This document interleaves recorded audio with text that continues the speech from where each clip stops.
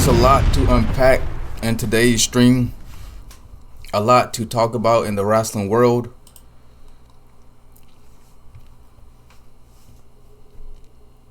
A whole lot to talk about. Finish game, man. Welcome to the stream. Welcome to the stream. Did you watch Backlash last night? I want to talk about Backlash. I got a whole list of things I want to do in this stream. But first, I want to give my Backlash review. Because Backlash was last night. We had the final match between John Cena and Randy Orton. And John Cena beat Randy Orton. And I want to talk about it. I want to talk about it because the wrestling world has been, had some mixed reactions about Backlash.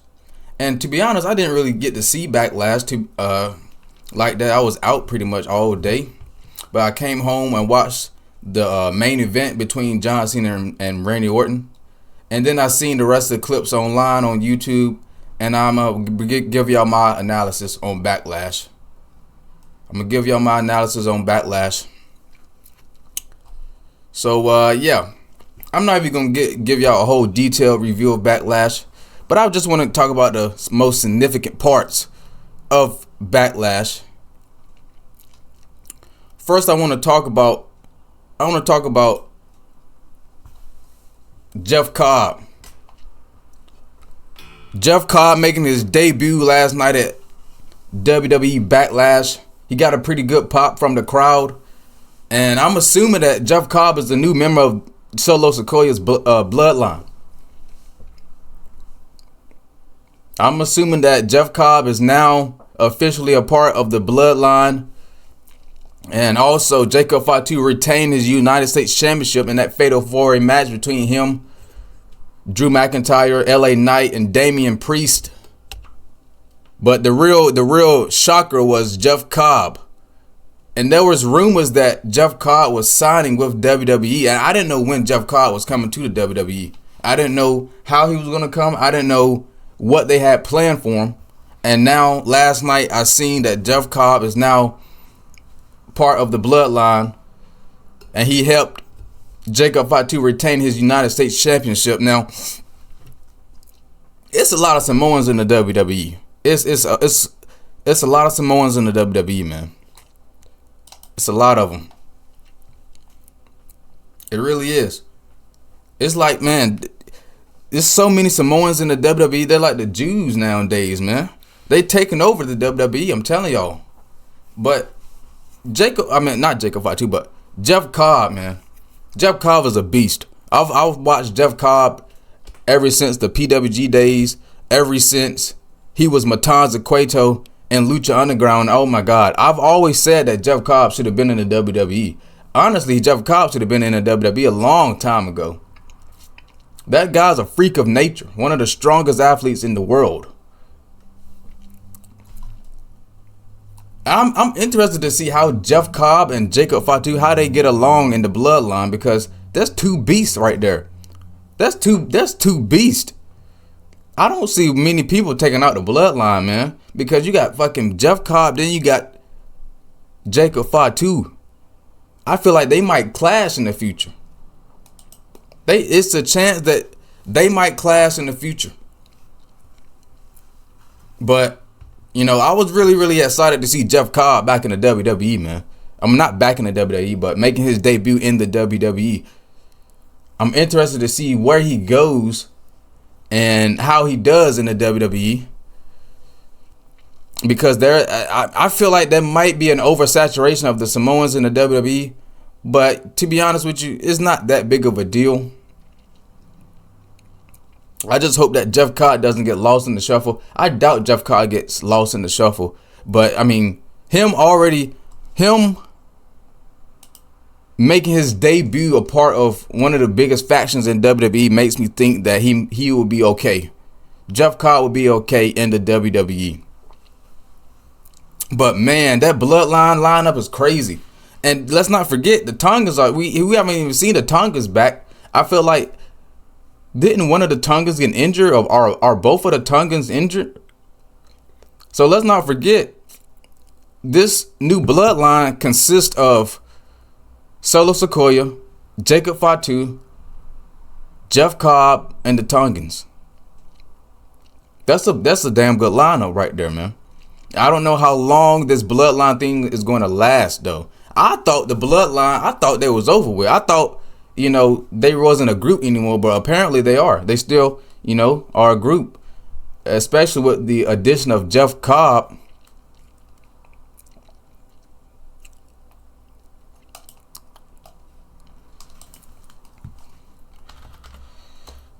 But yeah, man, I want to move on to some other Backlash stuff that happened last night. I'm just gonna pull up these results and just go from there because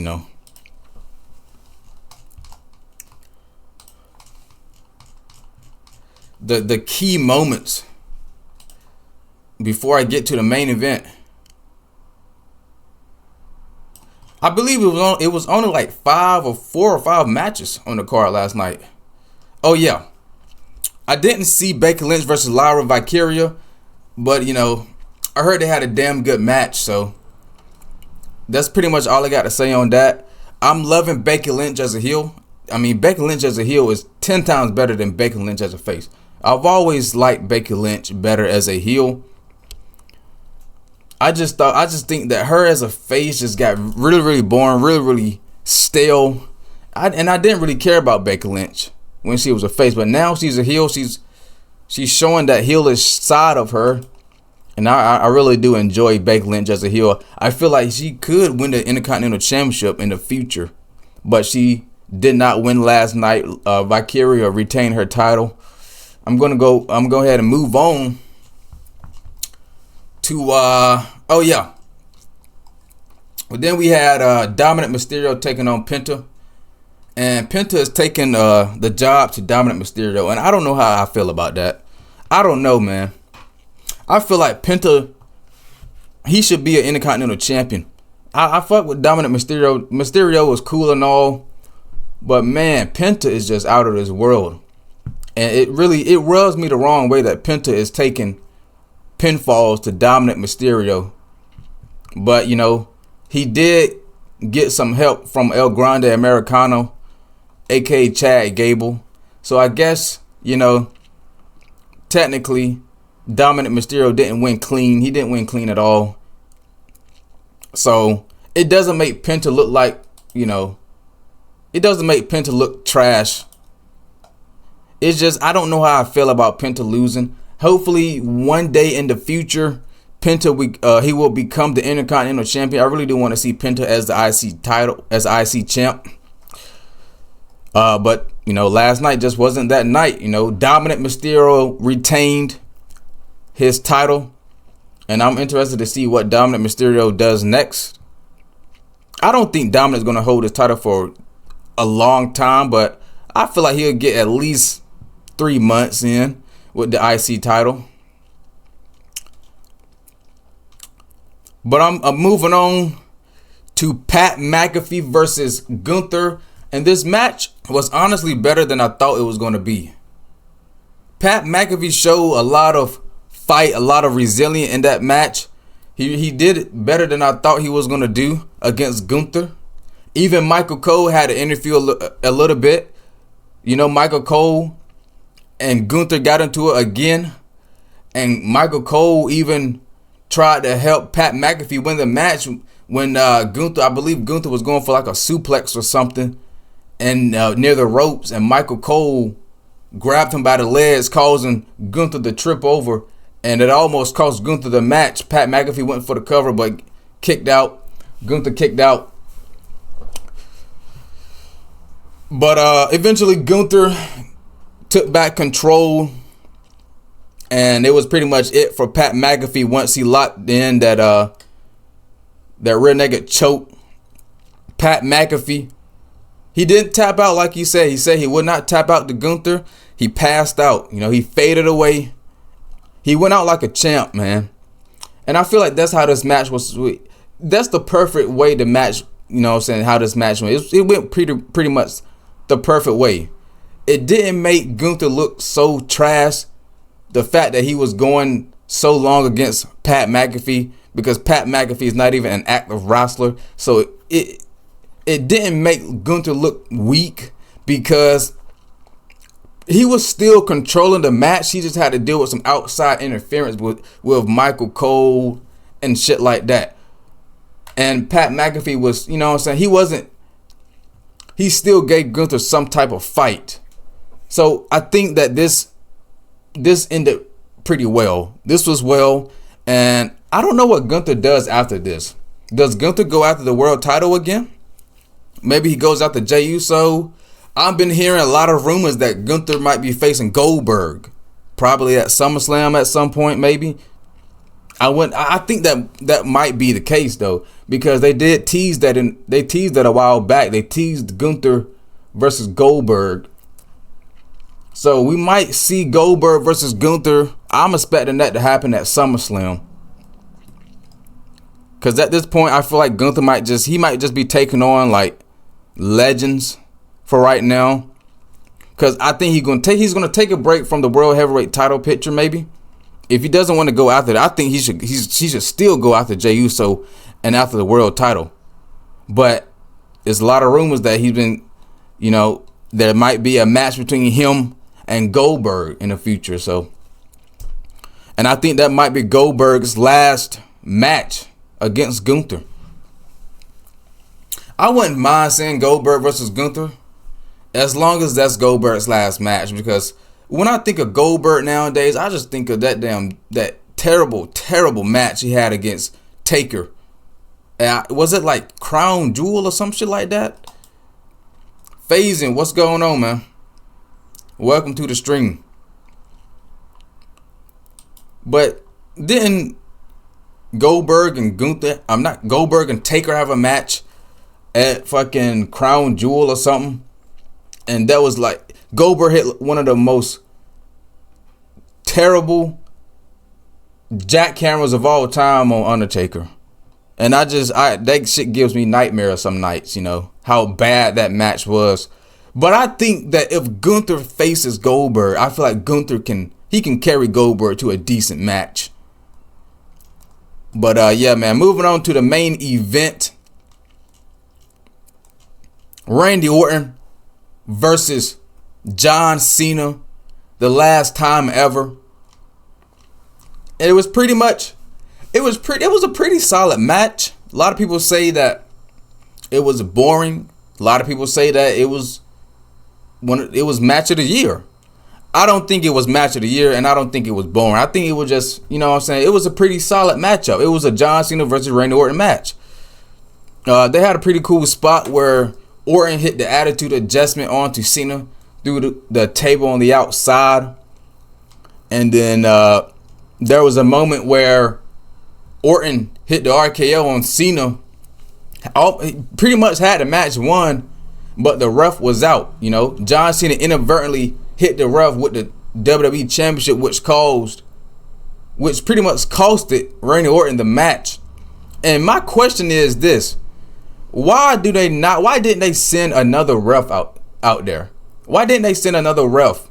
You know what I'm saying? They could have did a Charles Robinson run or something down to the ring. But why did fucking the SmackDown general manager, Nick Aldis, why did Nick Aldis not send in another ref? Why is he going down there checking on the ref that's in the ring? He costed Randy Orton the match. That was like the dumbest thing of all time. If I'm the general manager, I'm sending down another ref. I don't care about the ref that's down in the ring right now. I'm sending down another ref to get this match, you know what I'm saying, to keep this match going. That's why I feel like Nick Aldis and Randy Orton might have a match in the future and a feud down the line. Because there's no way in hell that Nick Aldis is going to sit there and send down the ref. He's going to send down officials to check on the ref, instead of just sending out another official to keep the match going and then check on the ref after the match is done.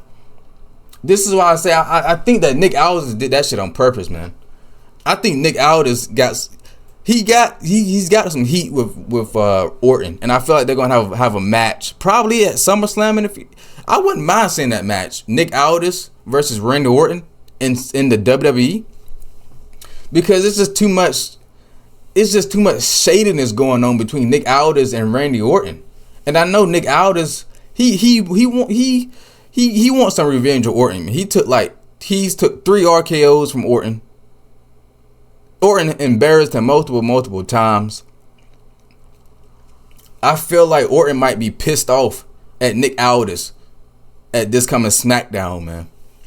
Because even Orton was like, what the hell is going on? He's sitting there going for the cover. The crowd is counting all the way to like 15. And the officials are literally checking on the damn ref. So you mean to tell me there was no ref? There was no ref at all to send in the match. There was no ref to send down to the ring to continue the pinfall. Instead, you have all of these officials check on this damn ref. I don't understand that. And if I was Orton, I would have did the same thing. RKO'd everybody. Because that pissed me off, man. So Orton just took out everybody. Took out Nick Aldis. Took out the officials. Jamie Noble took a RKO. Jamie Noble sighting. You know what I'm saying? Shout out Jamie Noble. But, just RKO all the fucking officials. And then, pretty much, John Cena took control of the match. And I believe he hit the attitude adjustment.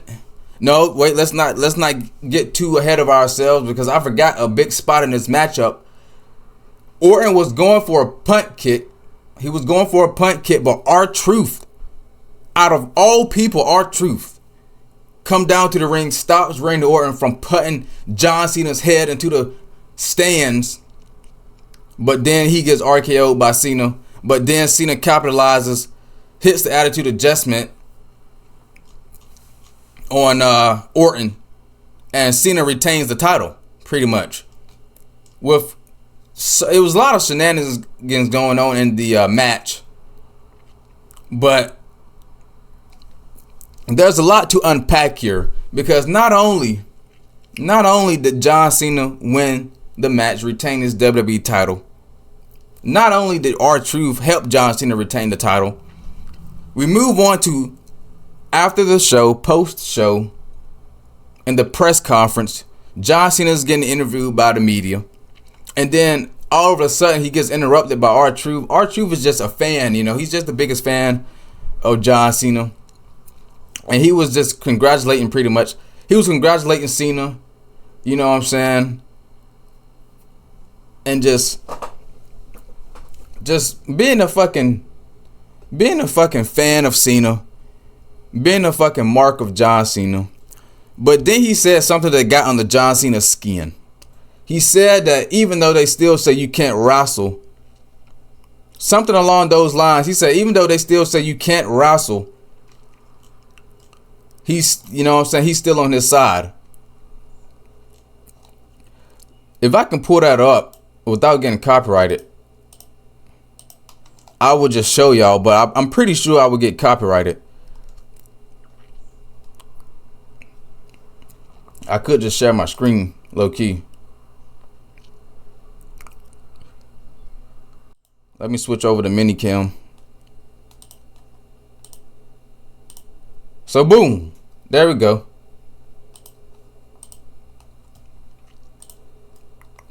So this is basically what I'm talking about. Hey, congratulations, man. I am so proud of you. I never gave up. Always supported you. You know, we got a lot of history. You know what I'm talking about. You know what I'm saying, dog? I'm so proud of you.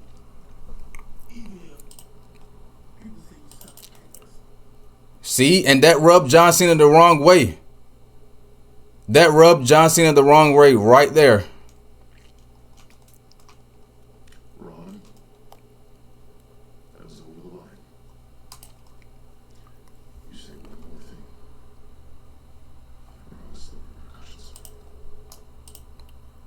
The damn announce table. Took out R-Truth.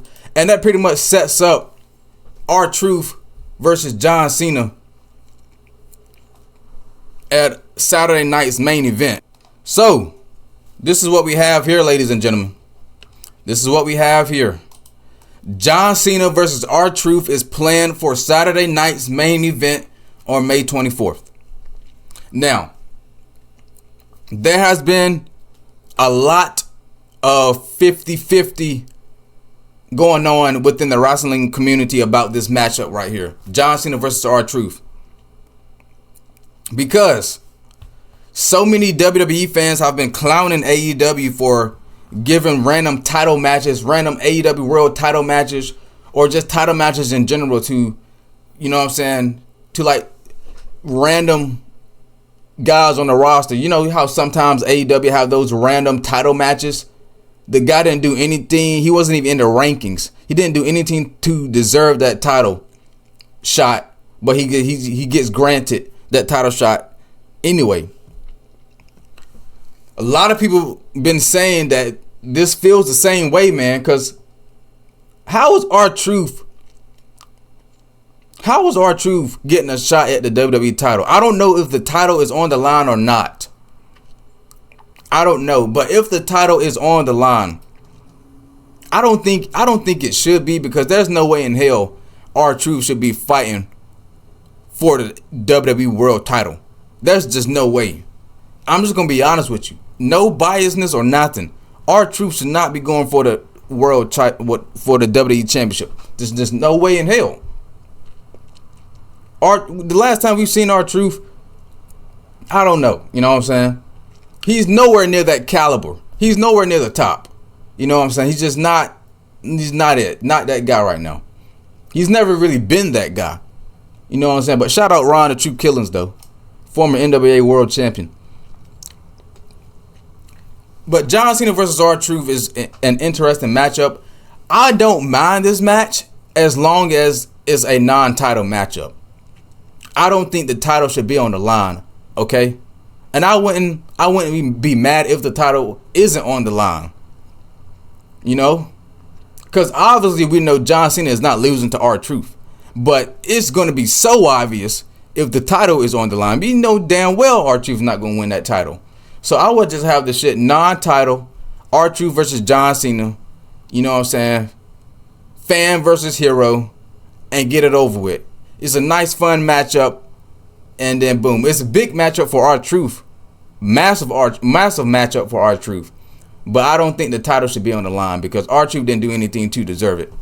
And I'm just going to be honest with you, man. I don't hate R-Truth or nothing like that, but it is what it is, you know. But that's pretty much all the news from Backlash last night. Pretty much. Oh, yeah. Also, John Cena's final match will be in his hometown of Boston at the TD Garden in December. I don't know who his final match will be against. A lot of people been saying Cody Rhodes. I wouldn't mind Cody Rhodes versus John Cena, and then Cody Rhodes gets the title back. But I'm interested to see who would be his last opponent. But yeah,